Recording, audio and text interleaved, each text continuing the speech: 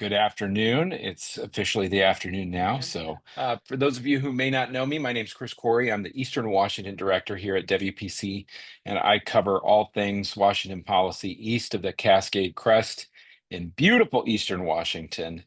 Not biased at all. It is God's country, so that's not going to be up for debate or question, just a statement of fact for you all. Today, I am joined by quite an amazing gentleman. Dr. Robert Marbut. I'm going to do a brief introduction, then I want him to tell his story a bit. But for those of you who joined us at the Spokane dinner last year, you'll remember Dr. Marbut coming and spending some time with us. He is a foremost expert on homelessness. He has worked for multiple administrations, has really done a lot of work in addressing the private sector, free market way to address homelessness, to help fix people. Fix is probably not the right word, but help transition people from dependency and homelessness to independence, recovery, and living a good life here on this earth. So without further ado, I'm going to introduce Dr. Robert Marbut. And if you can share kind of your background a little bit with the people, and we'll go start getting to some questions after that. Well, first off, thank you for caring about this, and thank you for your listeners and viewers for caring about homelessness. I've been working in a homelessness area for a long time. First started out long ago as a volunteer and got very scientific about it, if you will, clinical or medical, whatever you would like to say, about 20 years ago when I started to create Haven for Hope, which became the largest transformational campus in America with incredible success rates. And what it did, a lot of people always focus on 37 acres, 2,500 people living there a night. But what it did for the community is downtown San Antonio, for those who've been to the Riverwalk or Alamo, if you had gone before Haven for Hope, you would have seen easily 1,350. That was our average, minimal average, and then sometimes surging above that, of people experiencing homelessness right downtown. We had 3 parks that were covered. You couldn't even walk through them, cover to cover, tinted all the way across, like many cities. And after Haven for Hope opened, we've had an 85% reduction sustained now for 15 years. But most importantly, is what we have done for the people experiencing homelessness, and how many that the tens of thousands of people have gone on to live literally by market rate apartments or houses, or take market rate leases. People have gone back, re-entered the workforce, reunited with their family, reunited with their parents and children. And to me, that's the most successful thing. But if this is one of those things, when you do right for the people experiencing homeless on the street, you're also doing right for the fabric of your local community. So I've done a lot of work in this space. I've formerly been a consultant for more people than anybody else in America. I've been probably to 1,700 unduplicated locations in America. I've been to every facility, 250 or more at different times. If you open a new facility, it takes a while for me to get there. And it was the homelessness czar in the first Trump administration. The Biden folks kept me for a little bit. And in Spokane, I think I've been to Spokane like 7, 8 times over the last 8 years, and was contracted by SBA to do a very detailed project with recommendations just recently for Spokane. So I don't know if you want me to do any more, but that's a quick overview. Well, that's an amazingly quick overview. There's obviously, as our listeners and viewers can tell, a lot to what you do. And if you couldn't tell, Dr. Marbut is currently sitting in his car at the Sacramento airport, ready to go on to the next destination, but was very generous to join us. Actually scheduled his flight around so he could be with us. And you were, before we started the webinar, you were telling us your schedule for the week, and you are all over the place, and those stats don't lie. But I want to get into it, because one of the really sad things we're starting to see, especially in Spokane, is even though more and more money is being spent, things are getting worse. And was reading some data recently that said Spokane's on track to overtake Baltimore in terms of number of overdose deaths per capita, obviously largely driven by the homeless population. So why don't you walk us through what you did with SPA and kind of what some of those results were and what you found? Well, and again, the great news, I love it when a city brings me in or a group brings me in, and I've been in that city before, so I have sort of, different touch points throughout, so I sort of see what the trend line is and such.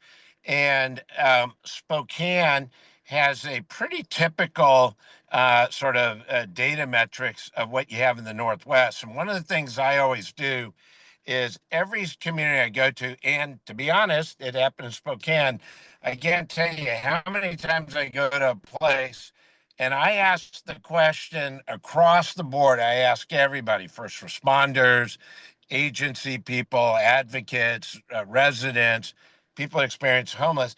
I always ask, what is the problem? Like literally, what is unique about your problem that makes it different than maybe the city down the road, somewhere else in the state, somewhere in the United States? That's the question I always ask. And just to a T, just like happens in most places, everybody in Spokane, almost to a person, went and gave me their solution. And then I'll like very politely go, I didn't ask about your theory of the solution. I asked about what the problem is. And I went to the Peter Drucker graduate school, now Graduate School of Management, and got a master's down there. And one of the things, Peter, he's the biggest management guru ever, more books on management and systems and structure. And I sort of took an approach of when I got into homelessness from a sort of heart personal value. I said, what would sort of a pastor like Max Lucado do? But then what would a systems engineer, a business management, sustainability person, somebody like Peter Drucker would do? And Peter Drucker, one of the first things he always says is, do not start with the solution. Start with your actual problem. You have to know your data before you know your solution. Because even in the Northwest, which is different than other regions around the country, you'll see variances within Northwest. So you have to know the data first. And everybody kept saying, well, I got the solution. Said, I won't even think about a solution until I see the data. So here we have a lot of data. You could go online and find the report at SBA, Spokane Business Alliance. But here, I'll give like four quick data points that are probably the more salient. Some people might say it bombastic or controversial, but they're just factual. I mean, these are plus or minus error margin of 3 or 4%, with the confidence level of 98%. I mean, these are really solid numbers. So first off is, and this blew me away, 50.2%, so just slightly over half, started experiencing homelessness in some other community than Spokane. So they were already homeless, they were experiencing homelessness, and they came to Spokane for some reason, and until you do the data, you don't know what that reasons are, but some reason. So that means half the population of your problem in Spokane came from somewhere else. They started somewhere else, they're a problem of somewhere else, but somehow you invited them there and they stayed there. And the reason why that's bad is that drains your resources from the 49% of the people who started experiencing there. So you dilute your resources and you double your problems. So that's a real just that's just metaphysical certainty problem for street level homeless. The next thing is I started to say, all right, what is in that group? How local are they? Are they really from all over? Were they coming back home? You got to know that, because if somebody's really from Spokane, they start experiencing homeless Seattle, and they move back, that would be an unfair to say they're out of towner. But Sure. if they literally started in Omaha and came, that would be something different.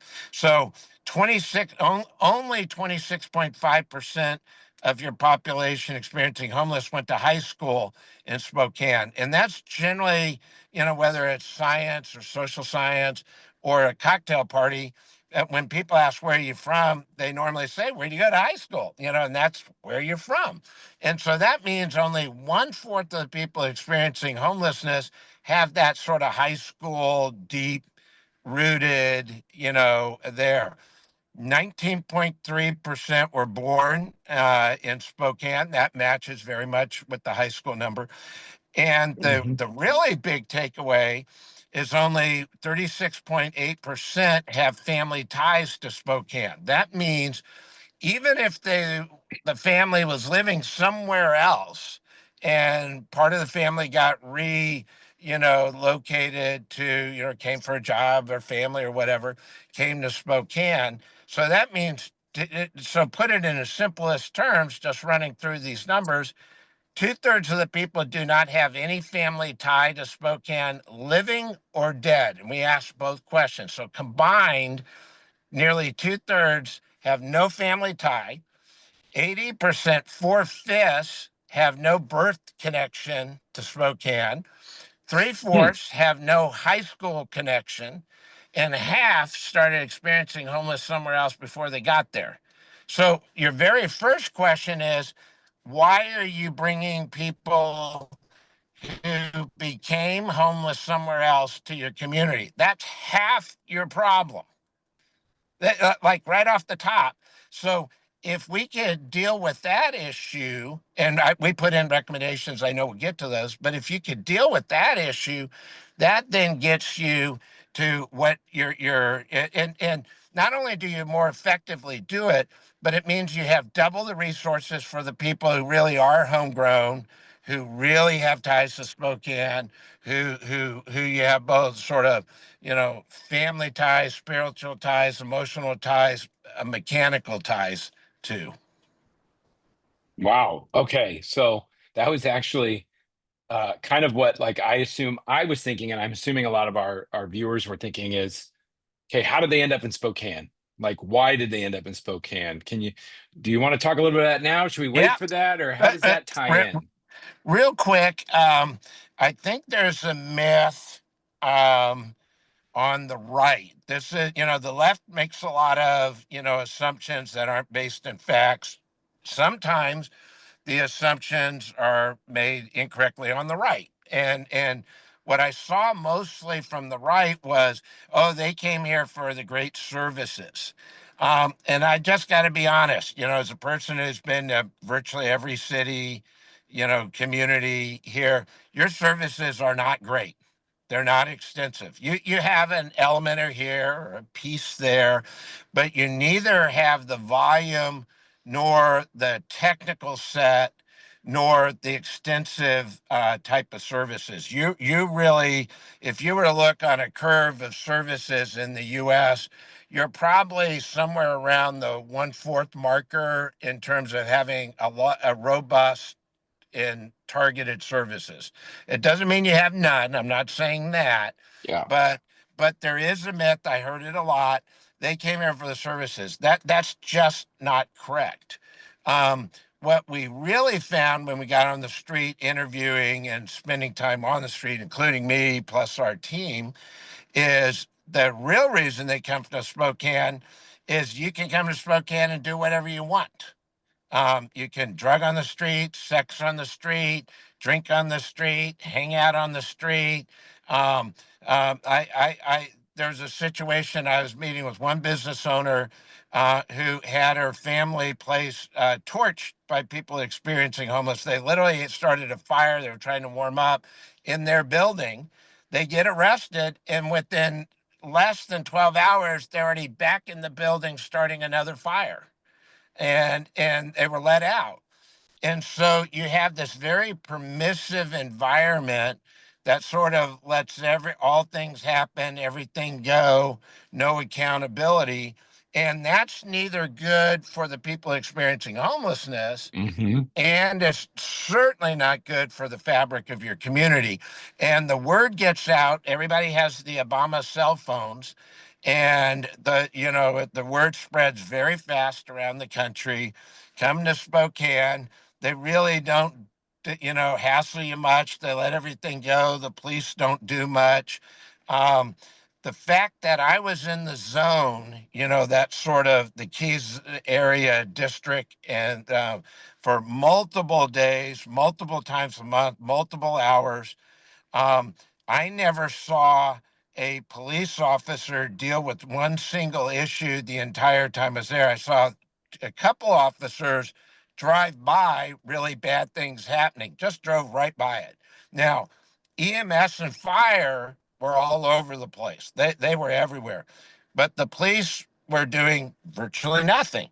And when I went out in other times before this, like a year ago when I came out to speak with you, and I went with Billy Baldwin, who's no Yeah. conservative, he's on the left.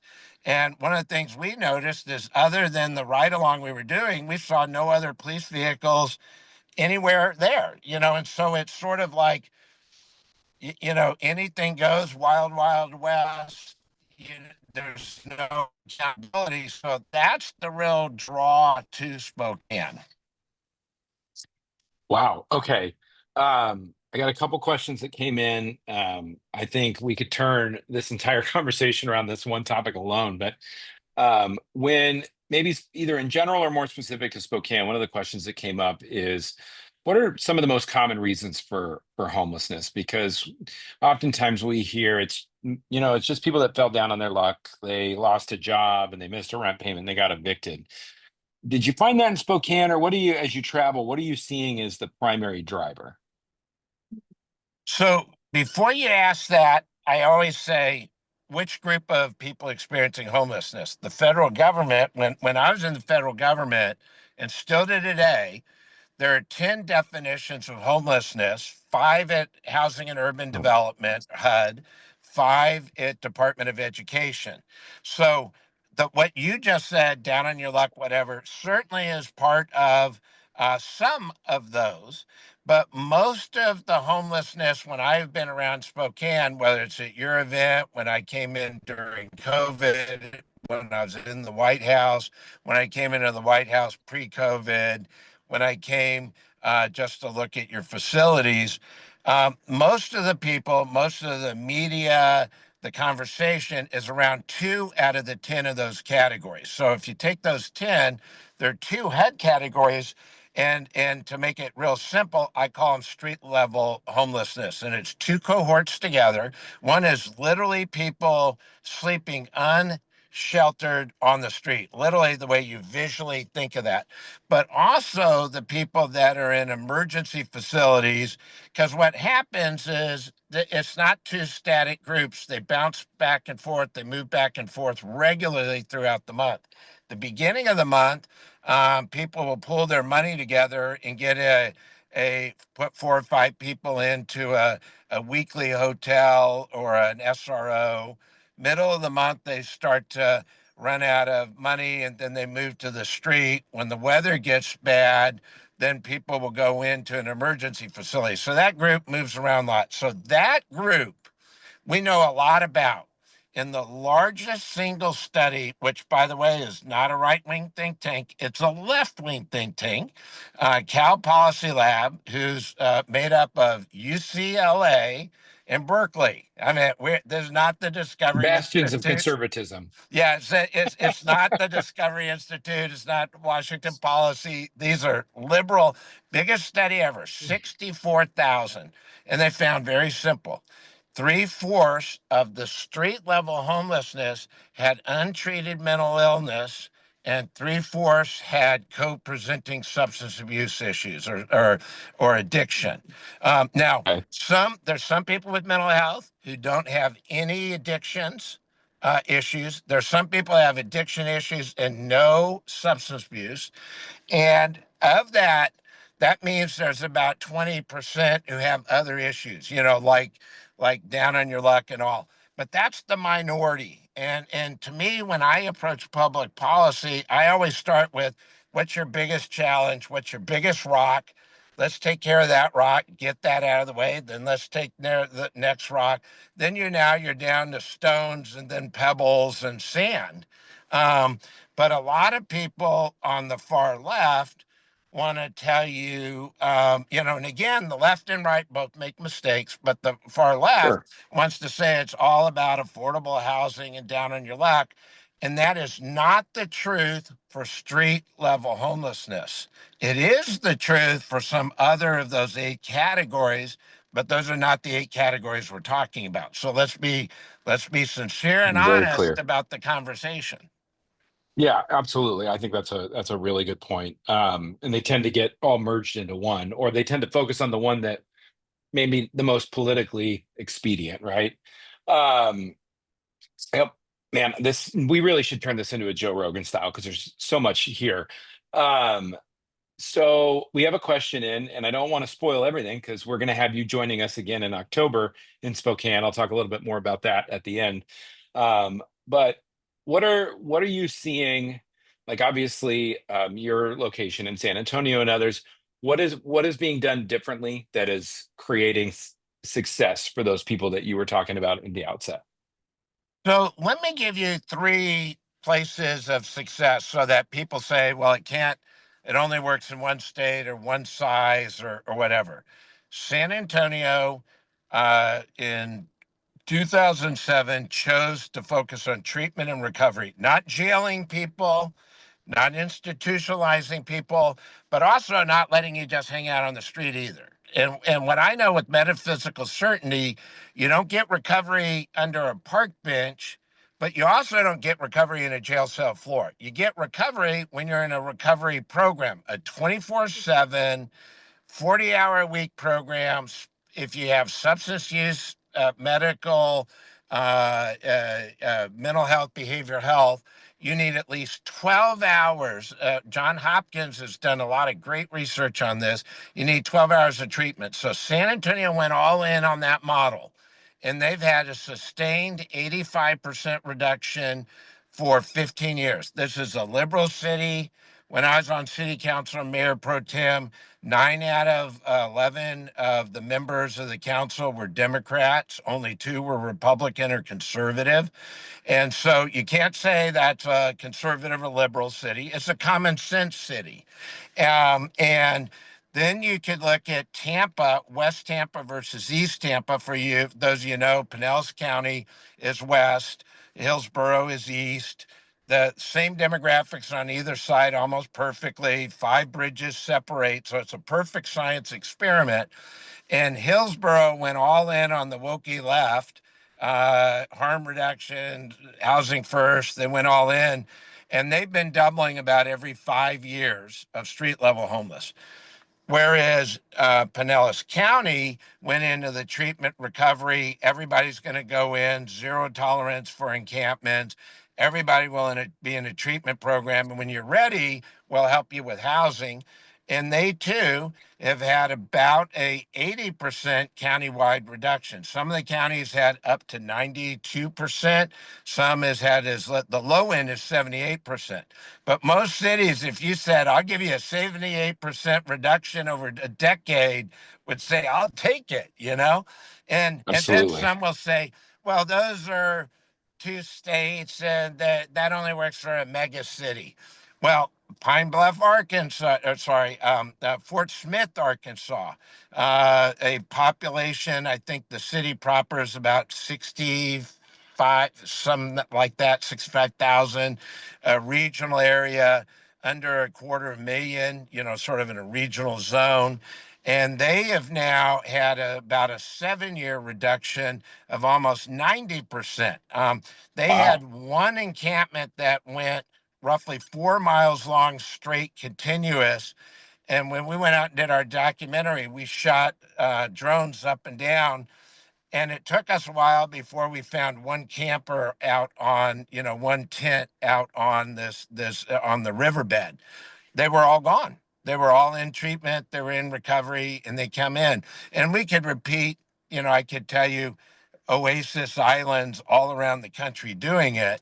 But if you do treatment is not easy. It's not fast. You got to have patience. You have to fund it correctly.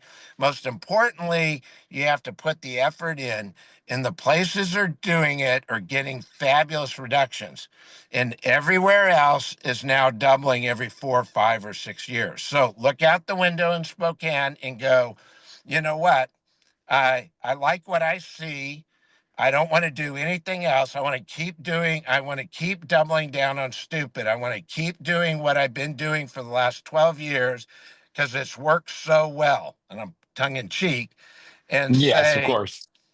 and if you don't do it, what you're going to see is an increase in about 4 more years. So look out the window, double what you're seeing. That's what it's going to look like in 4 years, unless you make a radical change to treatment and recovery.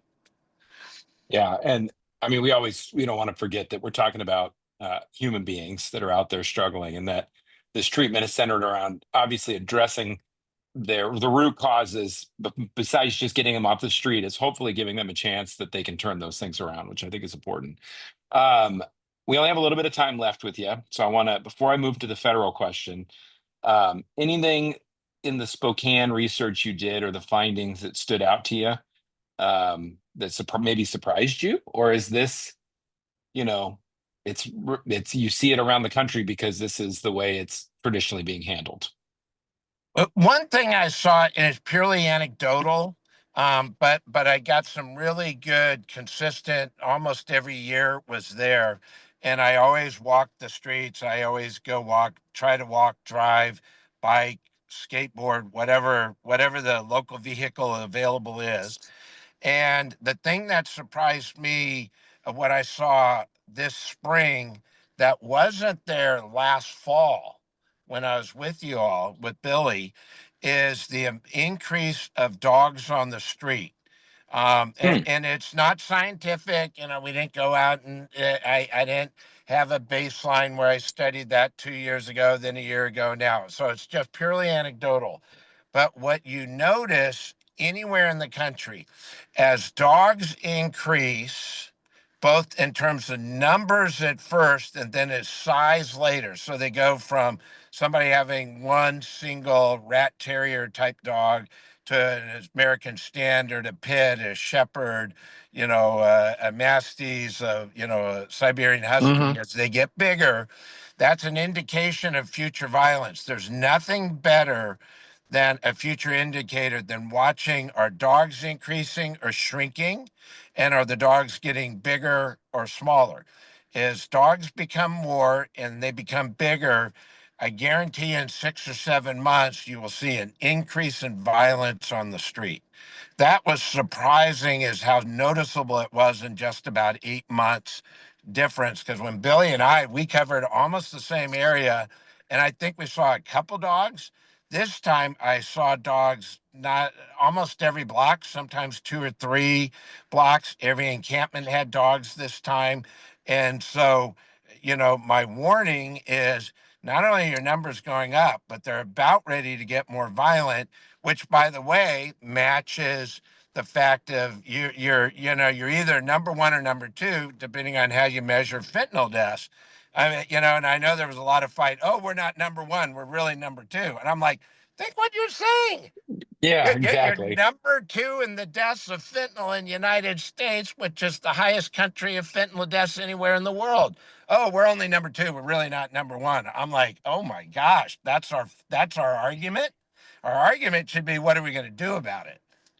Yeah, no kidding. And well, I mean, you remember last year when we were on the street, we came in the old Starbucks parking lot. You, Billy, and I came across a person that was in the middle of, I mean, dying. And Well, thankfully, he was dead. he had died. He had died, and the Narcan and CPR brought him back. But that's Well, if happening you every day in the remember, city. the first Narcan hit didn't do anything. That's right. Then they had a second Narcan hit that didn't do anything. And then they went with the super, like, intravenous, not through the nose or whatever. And they hit him. And it was only on the third one that occurred. I mean, this guy was flatline, no heart rate, no breathing. and it took 3 Narcan hits of different modalities to get the guy alive. And I will bet, I don't know this, but I bet that sadly, that gentleman probably is no longer with us on this earth. That would be my projection, because there was no treatment. It was just, oh, Yeah. we're letting the guy out, and off the street, like, all right, you okay, whatever. He was refusing service, and then boom, there you go. I think they finally got him agreed to transport, and I asked about him later, and he was let out. And I was like, oh my gosh, I mean, this is a person who needs to go into a 72-hour hold and then into Yeah. treatment, or he's going to be dead. Wow, it's horrible. All right, in our last little bit here, we've got two more questions we want to ask before we make sure that you don't miss your flight to your next destination. One is Trump just signed this executive order. There's a lot of buzz around it. Can you give your impressions of it so far, what that means for, communities in Washington? And then the last question would be, we've got some people really wanting to know where they can find more of your work. And I'll tease where they can see you in person to hear more. But if you want to talk a little bit about more of some of the other posting and data that you share. So the president's executive order came out 2 Thursdays ago. It's a fabulous order. It really starts to change the ship and start changing how homelessness and the intersection or nexus of, so in particular, fentanyl, but all drug use. And so, number one is, it says we need to really relook at the holds. And my complaint has always been, we have 72-hour holds all across the country, and just like the gentleman we're talking about. But in most of the country, a 72-hour hold averages somewhere around 12 hours, which is silly. At that point, why even do it? But if you can use your holds, and 72 hours is probably not enough. There are even liberals now saying it needs to be 7 days or 10 days. We're not talking months. We're not talking years. We're talking extra days to get the Yeah. fentanyl out of you, get the meth out of you, get the coke out of you, so that you can make an informed decision about joining a treatment program. So that's part one. Part two says we're going to stop ending taxpayer subsidy drug use enablement. Full stop. Just, in all these programs that give money, and safe consumption sites, so-called safe consumption sites, which are not safe at all. The Yep. idea they're putting all sorts of money into fentanyl to be safe. You can't make fentanyl safe. You can't make fentanyl supply safe. This is the most dangerous illicit drug ever made in America's history, the world's history. And you're saying, well, let's use taxpayer dollars to make it safe. You can't. So those programs, funding for those programs, are going to start ending immediately. As fast as they can come up, they will end. Then that money is going to roll into treatment and recovery programs. So a lot on the left were saying, oh, you're cutting all the money. Read part 3 of the order. It says, take this money and let's start putting into real programs, treatment and recovery, rather than Band-Aid use of promoting drug, taxpayer-funded drugs. Wow. And, and the way I sort of think of it is, the harm reduction policies that your state has followed, that your local county and city have followed at times, and the federal government have really made it easy to get high and hard to get treatment. And what this executive order is, flips it on the head and starts the process of making it harder to get high and easier to get treatment. Wow. Okay. So obviously the results will be seen as it moves forward, but um, the idea that there's some backlash coming towards the harm reduction, housing first part, I think is sounds like it'll be a positive step for programs that work. I know you need to get going, but I want to let you have the final word before you take off on where people can find more about your work, in addition to October 10th at the WPC annual dinner in Spokane. So, obviously coming to your event would be a great one, and I'm happy to visit with people. Last year, I think we stayed around about 2 hours just at the podium, and then we moved outdoors in the lobby, and we were there for almost another hour and a half. So happy to, meet with people. The other is probably for Spokane. The best thing would be go get the Spokane Business Association report, SBA. You can go to their website and you can see it. They also have some vignettes. We've also taped a lot of vignettes around the city, and that's probably the best starting place. And then if you want more like deeper, the research grounded and all that, you can go to the discoveryinstitute.org. Okay, perfect. I will put the link in the chat here in a second. I want to thank you, Robert, for taking the time out of your literal insane schedule. We're so excited to see you on October 10th. I know I benefited greatly from spending time with you last year, and I know our audience did as well. So we're looking forward to seeing you again. Well, looking forward to being out with you. All right, thanks again. And to the audience, I want to thank you for joining us today. Before I hang up here with you, I'm going to put the link in the chat here so you have it to the Spokane Business Association, as well as what's our dinner that we have coming up.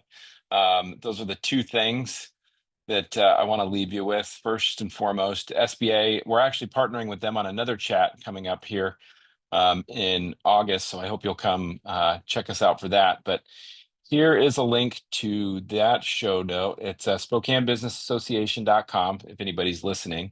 And then the last thing would be getting your table and tickets for the upcoming policy dinner on October 10th. It's going to be at the Spokane Convention Center. You can learn more. We're going to have a couple great speakers. Obviously, Dr. Marbut, economist Stephen Moore will be joining us. You'll get to hear insights from some of our WPC staff. It's going to be a great event. And you can find more about that at WPCdinner.com. That has links to both our Spokane dinner on October 10th, as well as our Bellevue dinner on September 11th, for those of you on the west side of the state, or if you want to come over to Bellevue. That's going to be on September 11th. That's going to feature Arthur Brooks. And we're going to have some other exciting announcements for that dinner soon. So we hope you'll come enjoy us. We thank you for taking time out of your busy schedule to listen in. And as always, we're at WashingtonPolicy.org, and we exist to help improve the lives of people in Washington State. So thanks all for your time today. You have a great one. If you found this informative, share it with a friend and consider checking out one of our suggested videos over here. Make sure you're subscribed so that you can stay up to date with the latest policy news from Washington.